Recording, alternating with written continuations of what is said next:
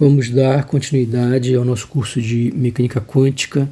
Agora falaremos de problemas em uma dimensão, que é o nosso quarto capítulo. A seção 4.1 introduz o problema. A dinâmica de uma partícula microscópica de massa m submetida a um potencial independente do tempo, v de x, é governada pela equação de Schrödinger independente do tempo, menos h barra ao quadrado, constante de Planck reduzida ao quadrado, sobre 2 vezes a massa da partícula, vezes a derivada da função de onda espacial, mais o potencial, que no caso é a energia potencial, vezes a autofunção, a função de onda espacial, vezes a energia, vezes a autofunção. Então, essa é conhecida como a equação de Schrödinger, independente do tempo, e é ela quem governa a dinâmica da partícula microscópica de massa m. Então, esse aqui, como nós vimos, é a energia total da partícula, energia total da partícula de massa m sujeita a energia potencial ao potencial Vx. A solução dessa equação será um conjunto de autofunções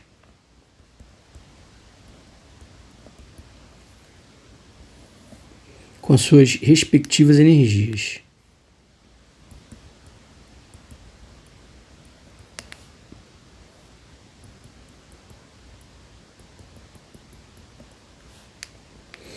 As autofunções vão ser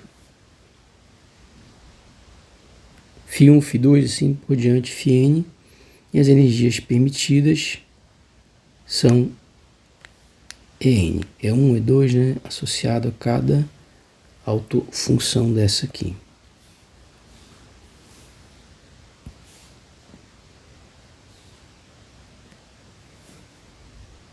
Essas autofunções são funções de x. A partir dessas soluções, dessas autofunções, nós podemos encontrar os estados estacionários. Então, a cada autofunção, eu associo aqui um certo estado estacionário, que é função da posição e do tempo. Esses estados estacionários são exatamente as autofunções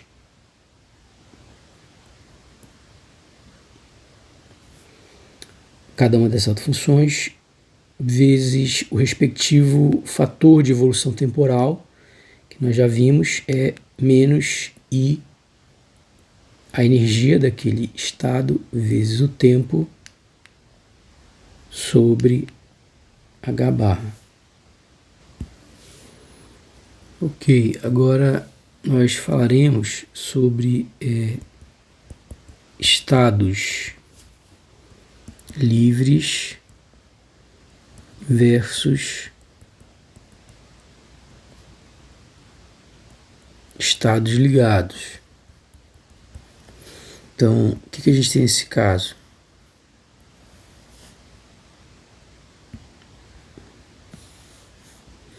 Então eu posso ter aqui um gráfico, né, de x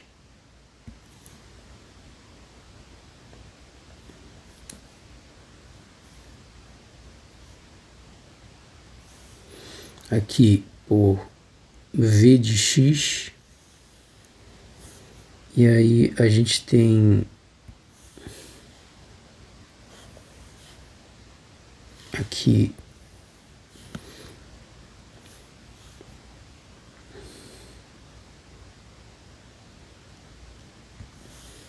uma curva de energia da partícula que é assim.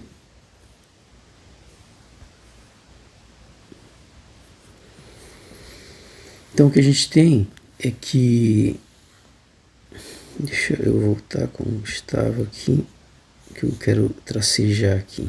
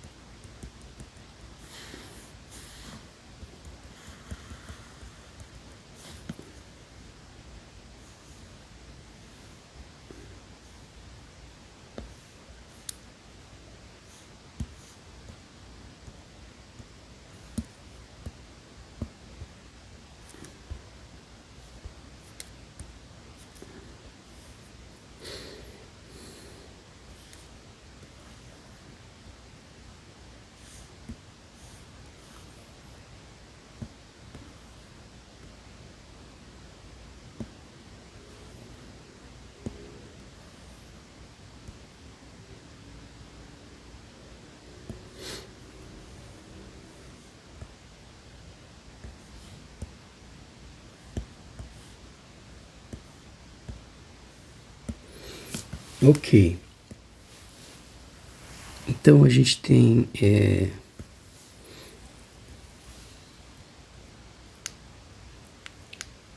que nessa região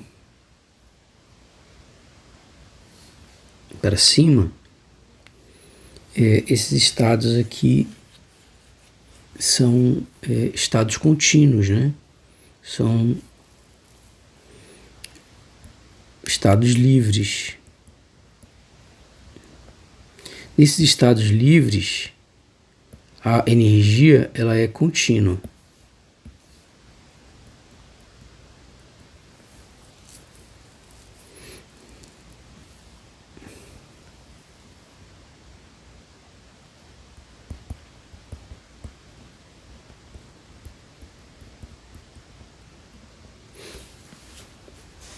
E existem esses estados aqui, que são estados ligados. Nesses estados ligados, a energia ela é discreta.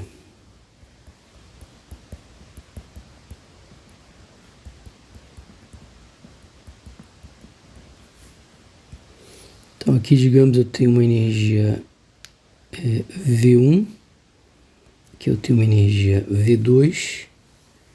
A gente observa aí, esse nosso exemplo, é que o potencial é menos infinito, ele é menor, igual a V1, né? Por sua vez é menor do que potencial em mais infinito, que é igual a V2. Então a gente observa que, por que isso aqui é um estado, se a partícula tiver aqui, ela está num estado ligado? Porque aqui ela vai estar aí confinada, né? Nessa região aqui, né? Entre valores, entre pontos de retorno, né? Então, o que a gente tem aí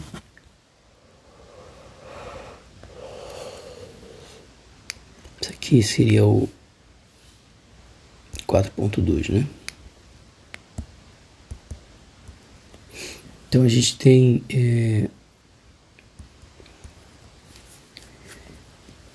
que é o espectro discreto. Então, o espectro discreto, ele ocorre quando a partícula está confinada entre pontos de retorno.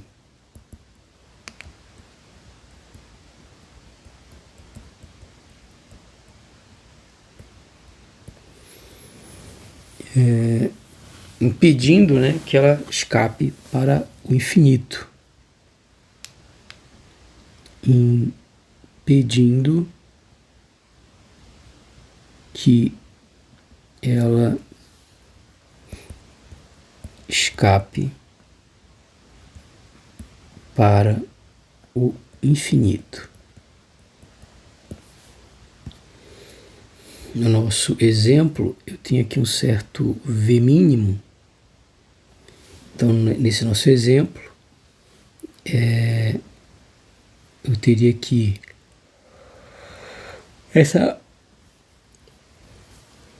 esse estado ligado, né? Então a partícula ela tem um espectro discreto quando ela está no estado ligado, né? Nosso exemplo aqui, esse estado ligado seria quem? Seria a energia da partícula está confinado entre V mínimo e V1. Ok, existe uma particularidade no caso 1D que não ocorre para o caso 2D e 3D, tá? Que é em 1D os níveis de energia dos estados ligados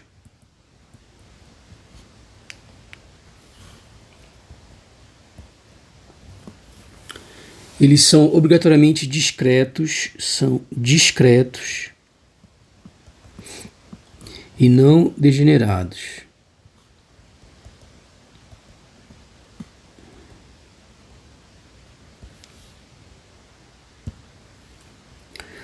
Que outra coisa importante também é que a autofunção ela sempre possui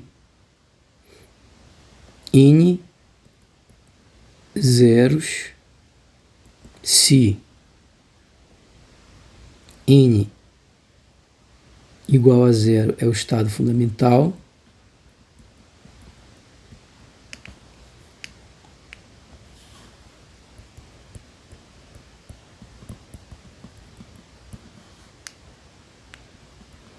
e N-1 zeros se N igual a 1 é o estado fundamental.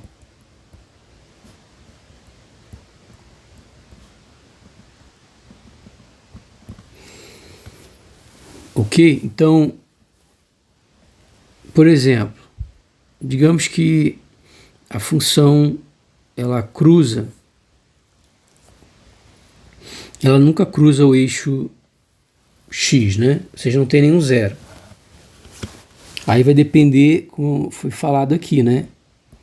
Isso aqui é o estado fundamental. Então, nesse caso aí, ela vai possuir quantos zeros? Depende, né? Se esse estado fundamental, digamos que esse aqui é o estado fundamental. Só que o estado fundamental vai ter caso em que o estado fundamental é esse aqui,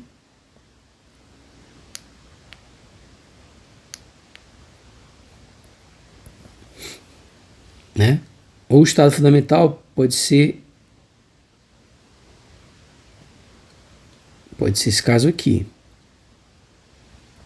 Ou seja, tem casos em que o estado fundamental é aquele de N1 e tem situações em que mas a forma é sempre a mesma, ou seja, ele não cruza Estado fundamental, no estado fundamental,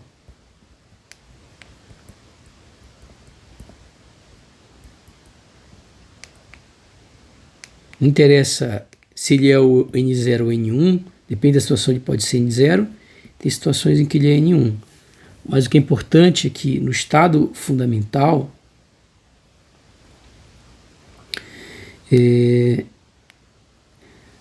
a função de onda não cruza o eixo do x. A função de onda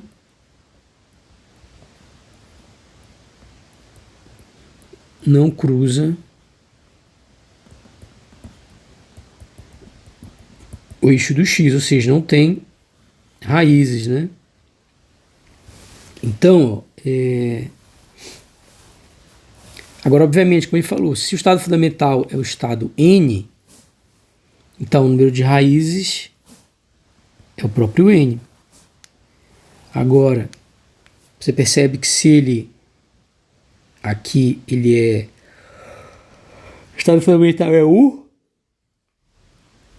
então vai ser n-1, 0, porque vai cruzar 0 vezes, né? Aqui o número de vezes que cruza, o número de raízes é 0, né? 0 raízes. Então deu para entender, né? Agora, digamos que eu esteja no primeiro estado excitado.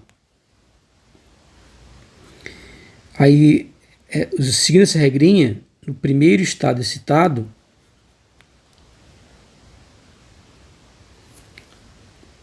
vou colocar assim, trazer isso para cá, deixar mais organizado.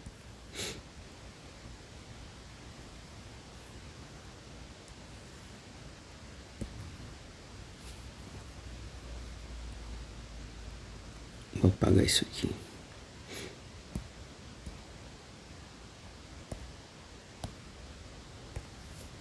Então, no estado fundamental,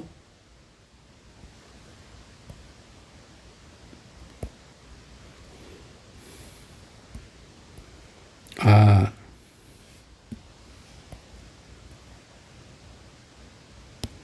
função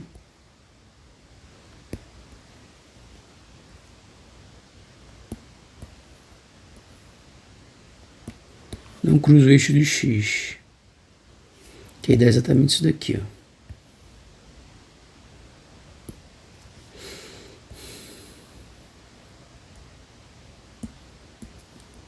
Ou, né? Aí número de raízes, nesse caso aqui é n, nesse aqui é n-1. Você vê que esse padrão sempre se mantém, ó. Que, por exemplo, se eu tenho agora primeiro estado excitado, no primeiro estado excitado, a função cruza o eixo do x uma única vez.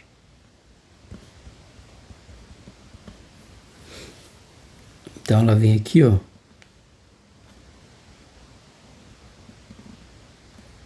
Aí não cruza mais, tá? Só cruza uma vez.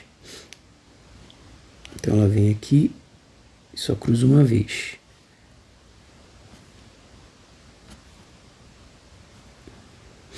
Ok, só que aqui, ó, se o estado fundamental é 0, o primeiro estado excitado é o N1.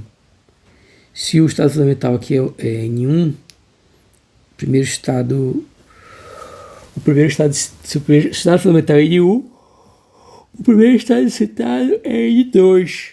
E aí ele cruza uma vez, aí a regra continua válida, ó. Quando N é igual a 1 e o estado fundamental é 0, ele tem N raízes, exatamente, ele tem uma raiz aqui nesse caso.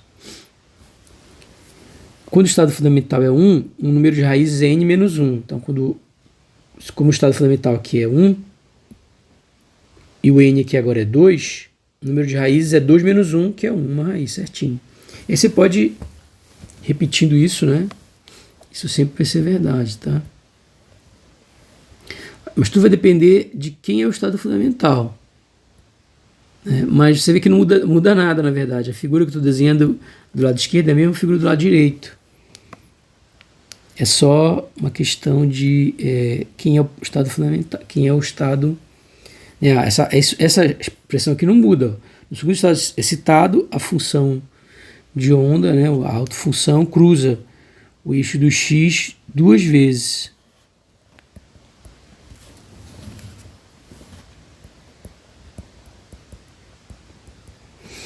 Então aqui já é uma coisa assim, ó. Ela vai cruzar duas vezes. Vou até colocar aqui para você não pensar que não tem diferença nenhuma. A única coisa que mudou aqui é que tem vezes que o estado fundamental é o N0, tem vezes que o estado fundamental é o N1. E aí quando ele for o N0, o segundo estado excitado é 2. Quando o estado fundamental for N1, o segundo estado excitado é N3. E aí nesse caso aqui, N-1, né, o número de raízes, como a gente viu. Nesse caso aqui, é o próprio N, o número de raízes. Ok? E aí a gente vem para o espectro discreto. O espectro discreto já foi, desculpa. O espectro contínuo.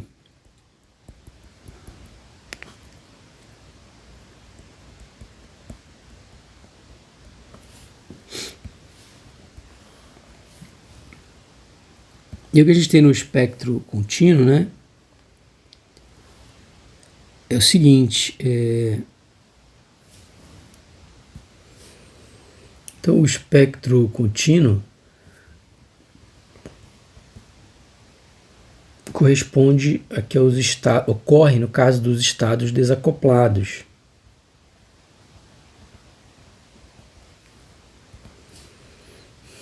Ou seja, ocorre quando os estados são estados não ligados.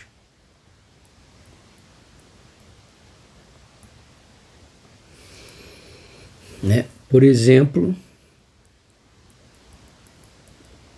a gente tem a partícula livre, né?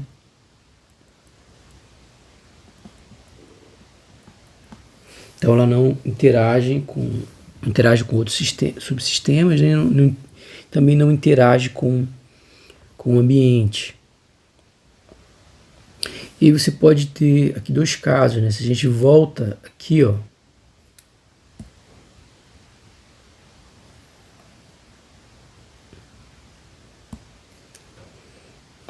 a gente pode ter duas situações aqui em que a energia é livre.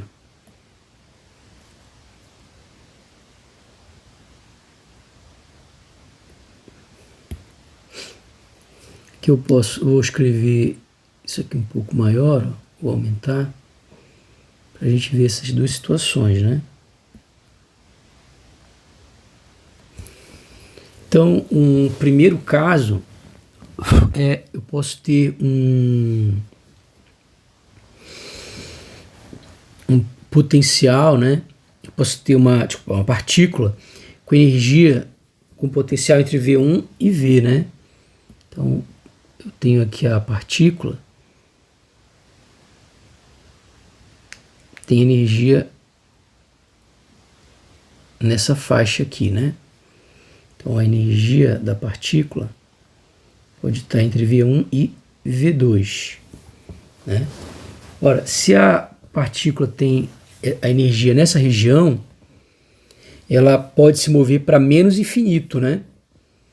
Mas se ela tentar ir para a direita aqui, ela vai esbarrar nessa barreira, né? Ela não consegue ir para mais infinito, né? Então a solução vai ser uma onda indo para a esquerda, né? Então, nesse caso aqui, vou colocar desse lado aqui. Quem é a solução? Então, a solução aqui vai ser partícula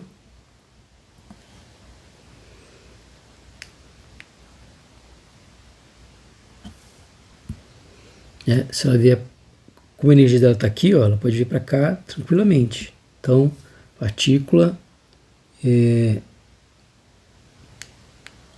pode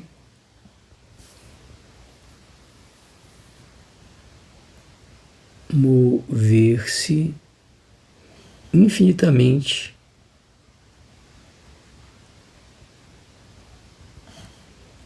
para a esquerda, mas não para a direita, né? Ou seja, em direção a x igual a menos infinito, né? Ou x tendendo a menos infinito, né? Nesse caso, a gente tem um espectro contínuo e não degenerado.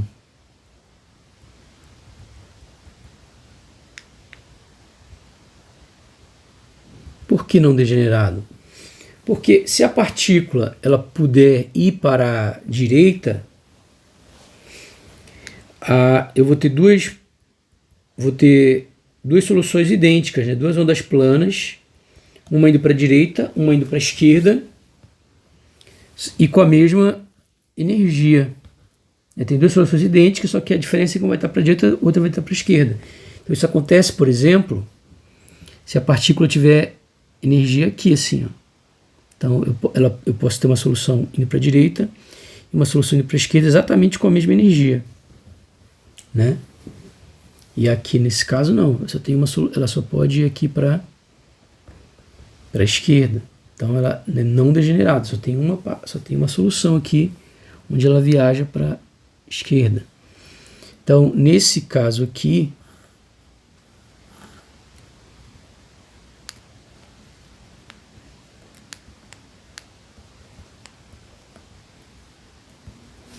eu tenho que a partícula move-se para o infinito em ambas infinito nos dois sentidos.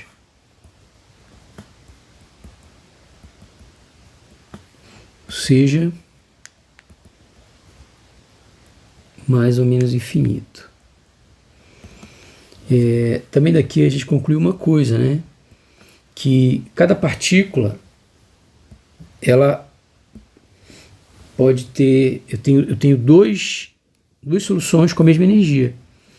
Então quer dizer que o espectro, nesse caso, ele é contínuo, mas duplamente degenerado. Então é um espectro contínuo duplamente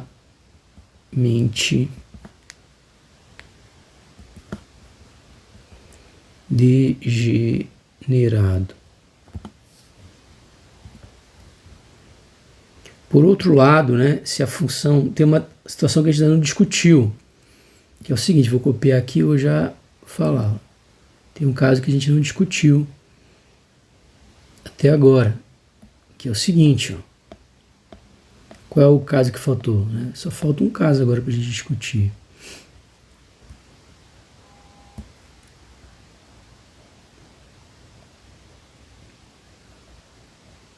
Que é o seguinte, é o caso da energia estar nessa faixa aqui, ó. Então, a partícula tem uma energia que é maior do que V1 e menor do que V2, né? Então, nesse caso aí, você vê que vai depender de onde ela está, né? Se a partícula está nessa região, ela vai estar livre, né? Ela vai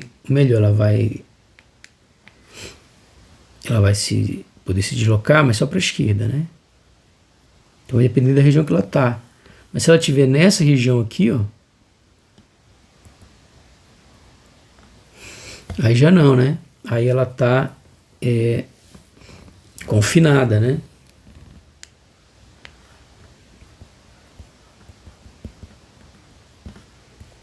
Confinada. Então, nesse caso, o que a gente tem? A gente tem um espectro misto, né?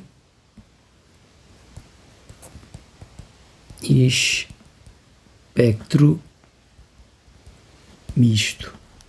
Então, o que é, no caso, o espectro misto, né?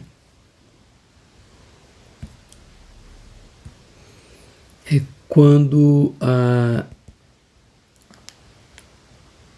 energia é discreta em certas faixas de energia, né?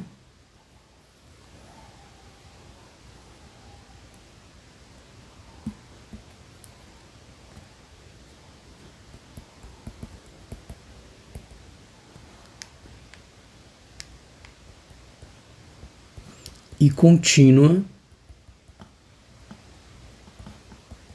em outras faixas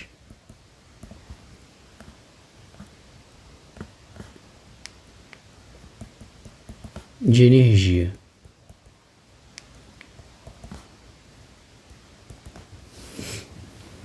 Ok? Que é esse caso aí, né? Ou seja, o espectro aqui vai ser contínuo, né?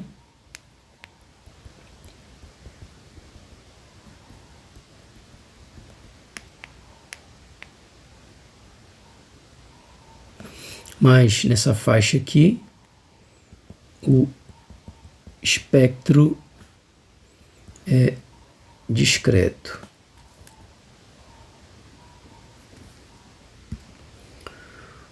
Ok, e aí por último, a gente vai falar sobre os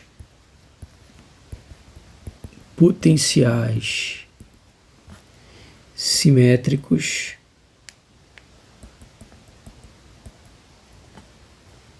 e a paridade. Então, a primeira coisa que a gente tem é que se o potencial ele é par, né? Você sabe o que é par, né? Uma coisa assim, né? Ou seja, é como se fosse um espelho lá o eixo dos y é um espelho aqui, né? Então, ou seja, ele para esse lado, ele desse lado aqui é igual ele desse lado aqui em x, né? A gente diz que ele é par. Então, se já falou, já explicou isso, né? Se o potencial é par, então isso implica que o hamiltoniano também é par. Se o hamiltoniano é par, significa que o hamiltoniano comuta com o operador de paridade.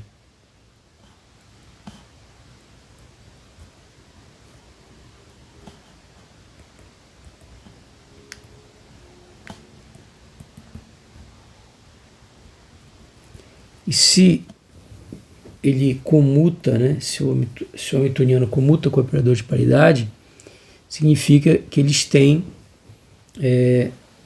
ambos possuem uma base comum, né?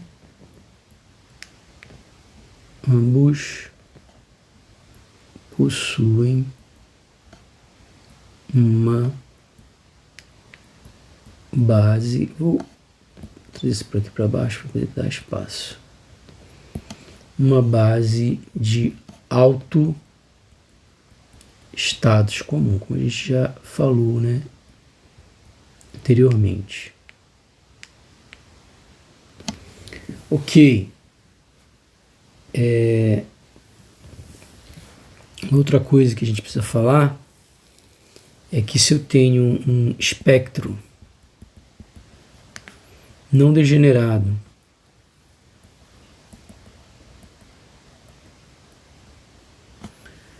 para estados ligados, né?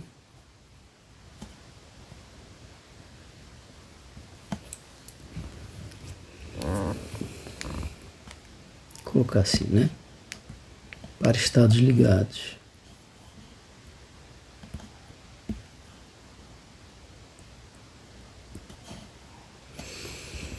O que isso implica, né? Que esses autoestados ligados, eles têm paridade definida. Então, eu vou ter que autoestados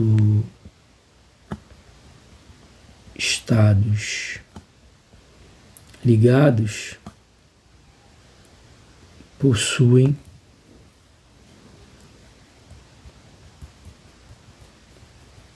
paridade definida, né? Então, isso a gente está falando do caso em que o potencial ele é um potencial par, né? Então, isso vai implicar que esses autoestados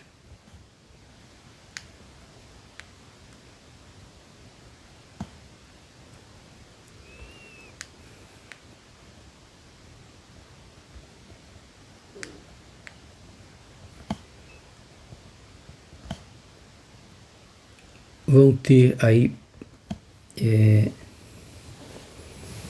paridade definida, né? Eles vão ser par ou vão ser ímpares.